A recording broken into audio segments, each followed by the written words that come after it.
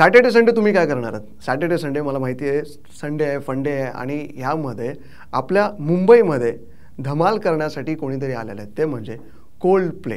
Cold play नेमका आहे काय, हे सगळं सविस्तर या विषयावरती आपण चर्चा करणार आहोत की ह्या बँडची इतकी चर्चा देशभरात नाही तर विदेशातही आहे, पूर्ण जगभरात आहे.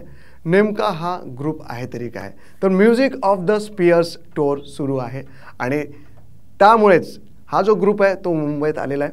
गेले 1-2 दिवस आपण बघतोय, अनेक व्हिडिओ व्हायरल होतात. हा ग्रुप जो आहे तो मुंबईत 3 शो करणार आहे. कोण आहे कोल्ड प्ले?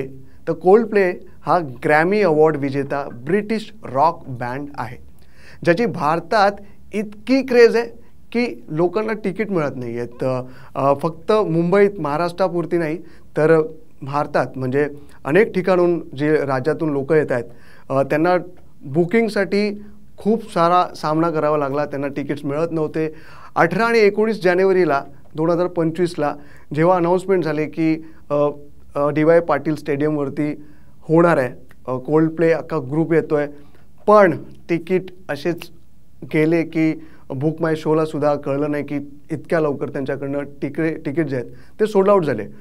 पण बुक माय शोने एक घोषणा त्यांनी दिली की आणखीन एक शो म्हणजे 21 जानेवारीच्या दिवशी एक शो हा चाहत्यांसाठी ठेवलेला एक स्लॉटमध्ये. काही चाहत्यांना ज्यांना नाराजी व्यक्त केली होती त्यांच्यासाठी करूनसुद्धा तिकीट विक्री जी आहे ती थांबत नव्हती आणि शेवटी कुठे ना कुठे जागेची अडचण, तिथे ट्रॅफिक होऊ नये किंवा पार्किंग वगैरे या सगळ्या गोष्टी होत्याच. ह्याला थोडंसं डोक्यात ठेवून त्यांनी विक्री थांबवली आणि तिसरा शो म्हणजे 21 जानेवारीचा सगळे तिकीट जे आहेत ते सोल्ड आउट झाले असं बुक माय शोने सांगितलं. अगदी 3,000 ते 30,000पर्यंतचे तिकीट जे आहेत ते सोल्ड आउट झाले आहेत आणि ब्लॅकने लाखो रुपयांनी सुद्धा विकले गेल्याची माहिती मिळते. आता बघा, कोल्ड प्लेचे हे गाणे नक्की तुम्हाला माहिती असतील.